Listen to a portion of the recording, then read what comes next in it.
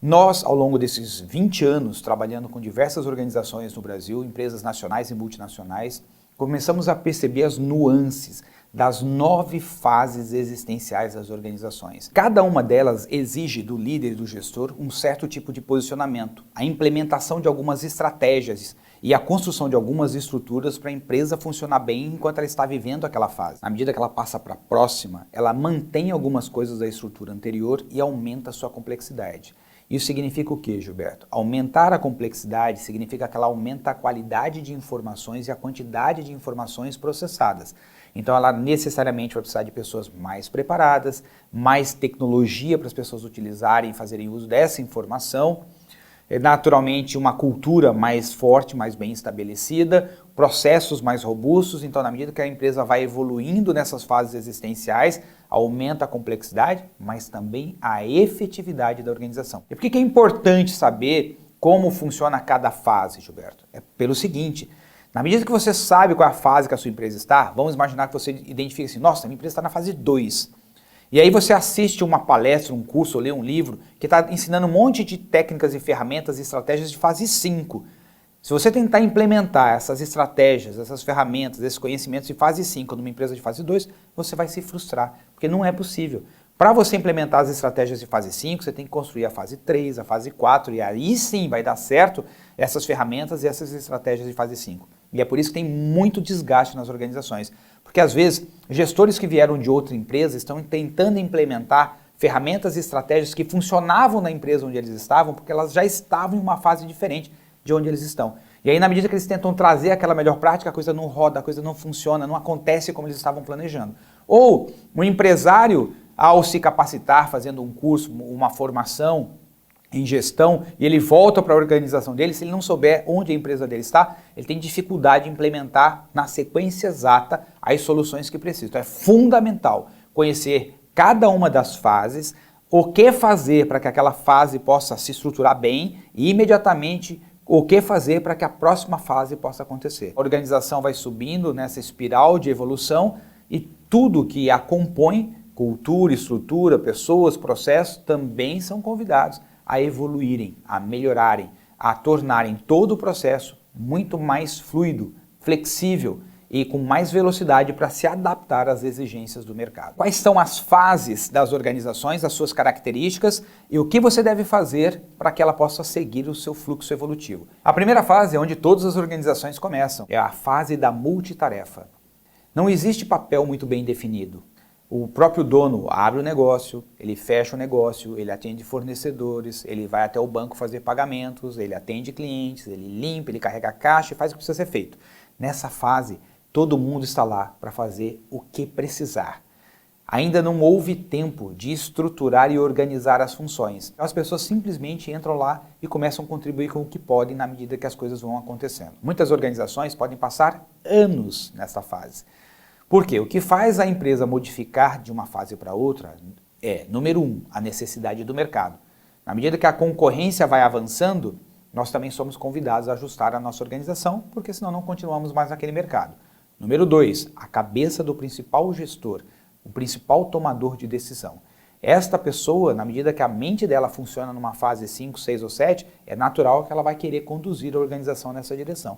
Mas uma pessoa que abre uma empresa na fase 1, e a mentalidade dela é de fase 1, ela pode passar a vida inteira aí, ou até que um concorrente chegue e quebre essa empresa totalmente. O risco é o seguinte: uma empresa de fase 1 faz com que o empresário não cresça. Ele fica tão envolvido na operação, ele está tão envolvido no dia a dia, com a mão na massa, que ele não tem tempo de analisar indicadores, ele não tem tempo de analisar o que está acontecendo com a organização, de criar novas estratégias, de pensar em melhoria, porque a cabeça dele é tomada, é chupada por toda aquela movimentação do dia a dia. O que fazer para sair rapidamente da fase 1? É imediatamente começar a incluir aquilo que vai te levar para a fase 2, a divisão das tarefas. A fase 2 é uma fase chamada funcional, é a fase da funcionalidade. Isso significa que a gente começa a determinar funções. Por exemplo, você vai cuidar dos clientes, você vai cuidar de compras, você vai cuidar mais da parte de produção. Então, na medida que a gente vai dividindo as funções, os papéis, e que vai ficando cada vez mais claro o que cada um está ali para fazer. Quanto mais rápido você puder passar para a fase 2, melhor. Por quê? Porque ao delegar e deixar mais claro o que cada um está ali para fazer, começa a sobrar mais tempo, dá mais organização e fica mais evidente, então, as tarefas que cada um pode fazer para melhorar o seu processo. Então, a fase 2, ela precisa ser implementada, não é um organograma formal, muitas vezes não tem nada desenhado, não tem descrição de cargo, mas pelo menos verbalmente as pessoas sabem, não, isso é com fulano, isso é com ciclano. Qual é o risco da fase 2? Quais são os problemas que podem surgir aqui? Que geralmente na fase 2, a pessoa não necessariamente tem as pessoas certas para cada lugar. Ela acaba contratando as pessoas porque conhece, porque foi indicação de alguém, muitas vezes familiares, e eles pensam o seguinte, não, eu contratei essa pessoa porque pelo menos eu confio nela. Só que confiar na pessoa é completamente diferente dela ser competente para fazer a entrega que ela está ali para fazer. Na fase 2, às vezes você tem uma empresa que é muito familiar, muito patriarcal o modelo com que ela faz, muito paternalista a forma como é feita a gestão. Está tudo na cabeça do dono, as pessoas estão fazendo determinadas funções, mas depende muito mais do relacionamento entre elas. Esse aspecto relacional de manter os vínculos emotivos, às vezes, tem um peso maior do que as entregas e a competência das pessoas para fazerem o que precisa de fato acontecer. Gilberto, como é que a gente então começa a fazer a transição da fase 2 para a fase 3? Qual é a cura? O que a gente tem que incluir? Começamos então a criar metas. Ou seja, as pessoas precisam, o que é meta? Meta é uma coisa que você tem que atingir, que é além do que você já faz hoje, e tem um prazo definido. Essa é uma fase que a gente chama de entusiasta, porque na fase 3 começa a vir o entusiasmo e vamos fazer mais, vamos para cima, vamos fazer acontecer. Então geralmente a gente escuta essas frases, né? Sangue nos olhos, bora para cima, tem que acreditar, vamos fazer. Mão na massa, todo mundo tem metas e quer cumprir aquelas metas e fazer acontecer da melhor forma possível. É uma fase muito vibrante, mas também tem os seus problemas. A fase 3, se não se estrutura, às vezes nós podemos estar trabalhando com uma meta, mas não é a melhor meta para a organização, porque nem sempre essas metas são baseadas em análise, em indicadores. Se o mercado é promissor, a empresa pode crescer bastante, mas quando o mercado dá uma arrochada e a empresa está na fase 3, ela passa por grandes dificuldades, porque ela não tem estrutura para suportar, às vezes, uma retraída do mercado. Como que a gente sai da fase 3 para a fase 4? Começa o mapeamento dos processos. A gente começa a querer realmente entender e desenhar o que a organização precisa realizar em cada fase. Quem é fornecedor e quem é cliente. Então uma pessoa faz uma peça e envia para quem? Uma pessoa cria uma informação no relatório e envia para quem? Então você tem o fornecedor da informação e o cliente da informação, o fornecedor do produto e o cliente daquele produto. O olhar passa a ser agora de fornecedores e clientes. E o mapeamento dos processos, como isso precisa acontecer. Aqui também começa a criação dos procedimentos, que é o passo a passo de como as coisas devem acontecer aqui dentro. E naturalmente os indicadores, porque se mede quanto tempo leva para fazer, quanto custa para fazer isso. Na fase 4 é como se você batesse uma fotografia, como se você fizesse uma radiografia, desculpe, da organização. Você começa a observar as coisas que antes estavam completamente invisíveis, porque agora você colocou tudo no papel, tudo na parede. Então tem descrição de cargo, tem os responsogramas e tudo isso implementado, cria essa estrutura para a produtividade. Para quem não estava acostumado a nada disso, agora tem que ter assinatura de alguém, agora alguém vistoria, tem um checklist, a pessoa tem que preencher um relatório que antes não tinha, ela tem que colocar no sistema, antigamente ela não precisava, então começa a parecer que a empresa está ficando muito burocrática, mas é extremamente importante, porque é isso que começa a dar robustez, a gente começa a entender os fluxos que acontecem dentro da organização, e as pessoas começam a ter uma real noção da quantidade de trabalho que tem para fazer e também, às vezes, do tempo ocioso que algumas áreas têm, porque antes não tinha nada disso mapeado. E aí, como fazer, Gilberto, para sair da fase 4 para a fase 5? A fase 5 é a fase incremental. É a fase onde nós vamos fazer as melhorias incrementais da organização. Então, por exemplo, agora que eu descobri que esse processo de A até B, entre a gente produzir e entregar, nós levamos 5 dias, a meta agora é trazer para 4 dias. Então, temos que pensar se a gente pode automatizar alguma coisa, se a gente pode colocar mais tecnologia, uma máquina nova, se é uma questão de capacitação das pessoas, se é alguma modificação de layout para o processo acontecer de uma forma mais fluida. Na fase 5, a partir da perspectiva do cliente, por exemplo, o que o cliente vê valor? O cliente quer o produto mais barato? O cliente quer o produto mais rápido? O cliente quer um produto com mais qualidade? Então, da perspectiva do cliente, a gente olha para os nossos processos e começamos a buscar incrementar o maior valor possível para o cliente. Se uma empresa leva 7 dias para entregar o produto para o cliente fala assim, nossa, seria muito bom se me entregasse em 3 dias no máximo, Então nós vamos olhar para dentro da organização e pensar como que a gente pode ajustar todos os nossos processos para que no lugar de 7 dias a gente consiga entregar isso em 3 dias. Se para o cliente o que tem valor é a qualidade do serviço prestado, a gente vai olhar para dentro e falar como que a gente pode encantar o nosso cliente por meio da experiência para que ele tenha uma sensação de um serviço fabuloso. Se para o nosso cliente o importante é custo baixo, então a gente olha para os nossos processos e pensamos como nós podemos fazer isso mais barato para conseguir entregar para o cliente pelo menor preço possível. O cliente é colocado no centro da mesa, a gente escuta o que ele tem para dizer, aquilo que ele vai valorizar, que vai fazer com que ele então esteja disposto a desembolsar e pagar pelo nosso produto, nosso serviço, e nós então vamos repensar todos os nossos processos internos para fazer essa entrega de valor para o nosso cliente. É uma fase muito bonita, que há muitas melhorias. Aqui entram várias ferramentas de qualidade, Kaizen, Lean, entre outras, onde nós vamos começar a rodar os PDCAs para ir melhorando todos os processos continuamente, fazendo as melhorias necessárias para entregar para o cliente o que ele valoriza e deixar rentabilidade para a nossa organização. Quais são os problemas da fase 5? Cada um quer fazer a sua entrega melhor possível. Então uma área quer garantir que vai entregar para o cliente o melhor possível.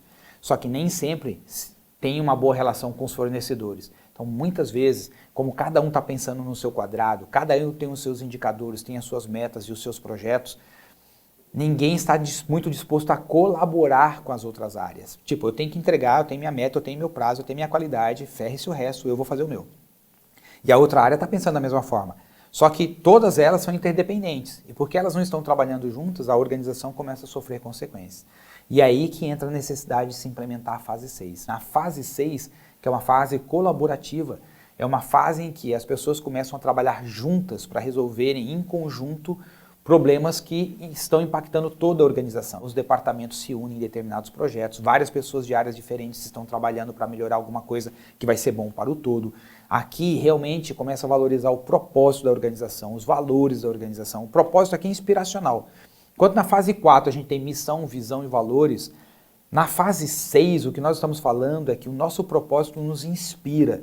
E ele é que dá sentido para todas as ações que nós estaremos realizando na organização. Na fase 6, nós estamos falando em viver os nossos valores. Não é ter valores, é vivê-los na prática. Então, todos os departamentos sabem exatamente como devem se comportar para que esses valores estejam sendo vividos na organização por cada pessoa. Aqui nós estamos falando das pessoas serem mais ouvidas, elas participarem do processo de construção de estratégias, participarem do processo de construção de inovações. Aqui as pessoas se reúnem, elas debatem, elas compartilham. E uma coisa muito importante, enquanto na fase 4 e na fase 5 a capacitação é muito mais técnica para que as pessoas possam fazer bem o trabalho que elas estão lá para fazer, na fase 6 começa o desenvolvimento comportamental. Na fase 6 a gente começa a trabalhar o nível de maturidade das pessoas, a habilidade delas de se comunicarem cada vez melhor, de interagirem de uma forma cada vez mais construtiva. Então no nível 6, na fase 6 existencial, o que nós estamos falando aqui? Nós estamos falando de uma empresa em que as pessoas, além de gostarem de trabalhar, têm uma alegria imensa de, junto com seus colegas de outras áreas, construírem coisas que vão ser bom para o todo, para todo o sistema. E aí, o que acontece é que, naturalmente, quando isso começa a acontecer, por vezes, todas as pessoas estão tão felizes de estarem colaborando e criando um ambiente tão agradável para elas, que, de certa forma, elas começam a perder o time das melhorias da fase 5. Elas começam a perder o time de cuidar da estruturação que precisa ser feita para garantir que as melhorias aconteçam da fase 4.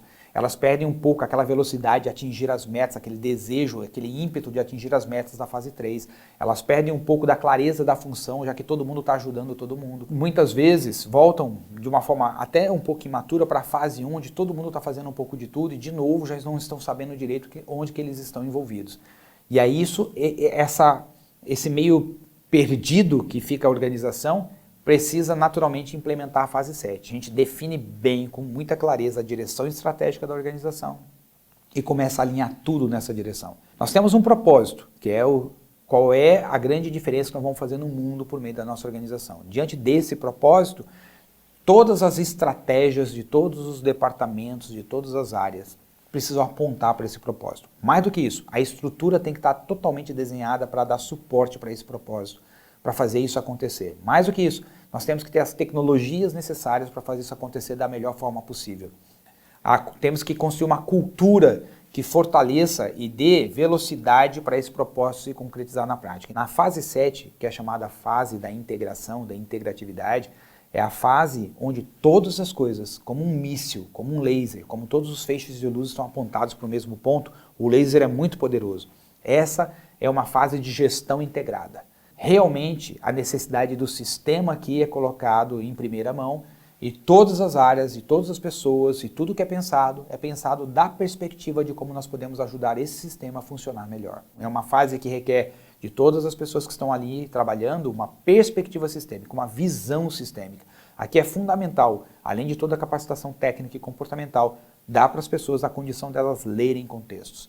Aqui é muito importante que elas estejam vivendo um nível de maturidade de interdependência, onde elas não estão querendo mais provar quem é mais capaz que o outro, mas simplesmente nós temos que trabalhar juntos para realizarmos aquilo que é importante para o sistema, porque se o sistema estiver sadio, nós também estamos bem. Se isso é feito, naturalmente a organização tem uma super alavancagem. Nós não sabemos ainda direito, porque não há muitas organizações vivendo a fase 7, então não sabemos quais serão os problemas da fase 7. Mas já sabemos o que vai acontecer na fase 8, porque algumas empresas estão já caminhando nessa direção. A fase 8, que é uma fase orgânica, as organizações se transformam em organizações auto-organizadoras. O que é isso, Gilberto? Significa o seguinte, diante do caos, diante da complexidade, diante das incertezas do dia a dia, incerteza vai fazer parte da nossa vida sempre. Caos é a transição de uma era para outra, e nós estamos vivendo isso sempre. E complexidade só tende a aumentar, porque é o processamento de informações nos sistemas. Então, cada vez mais, a gente tem mais informações, mais dados, mais indicadores, mais coisas para analisar. Diante do caos da complexidade e da incerteza, o time está pronto, junto com a estrutura da organização, a sua tecnologia, a sua cultura e os seus processos, para se adaptar rapidamente e responder às demandas do mercado, do cliente, conforme o contexto estiver pedindo. O que acontece? É como uma célula que se adapta rapidamente ao contexto do corpo, ou é como um organismo que se adapta rapidamente ao contexto do seu entorno. Então a organização começa a se ajustar muito rápido para as necessidades dos clientes, mudança política no país, mudança econômica no país, às vezes mudanças ecológicas. Uma empresa que dependa de muita água, naturalmente ela já começa a se antecipar e fazer os ajustes necessários para que ela dependa cada vez menos desse recurso. Na fase 8, tudo é pensado e toda adaptação acontece para se antecipar aos problemas que poderão acontecer. E podem mudar de uma coisa para outra em questões de minutos. Então, para isso, para essa velocidade, esse nível de flexibilidade, todas as fases anteriores têm que estar muito forte, né? Então é muito importante a gente compreender isso.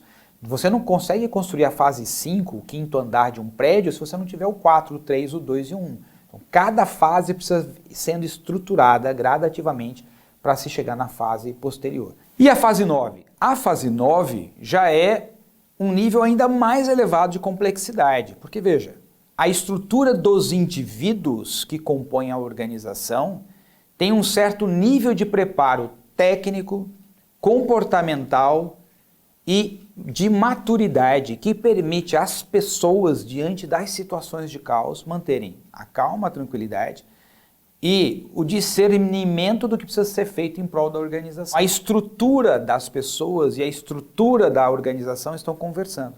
Na medida que a organização chega nesse nível de harmonia, o que acontece dentro dela? Todas as pessoas que estão ali trabalhando dentro dessa organização começam a evoluir e entrar em uma sintonia fina com a forma como a organização conduz todos os seus processos. Esse nível de sintonia, essa sincronia geram resultados incríveis, mas para chegar nesse ponto é vital o desenvolvimento das pessoas que estão lá. E os processos precisam ser desenhados de modo que a forma como as coisas acontecem na organização conduzem o desenvolvimento das pessoas que estão lá. A organização passa a ser, ao mesmo tempo, um ambiente de desenvolvimento humano, quando a gente pensa em termos de humanidade, o ser humano como um fractal da humanidade, e organizacional, como sendo uma célula social da humanidade. Se você conduzir a sua empresa até a fase 7, você está levando a sua empresa para um nível excelente, um nível em que a empresa vai conseguir resultados extraordinários.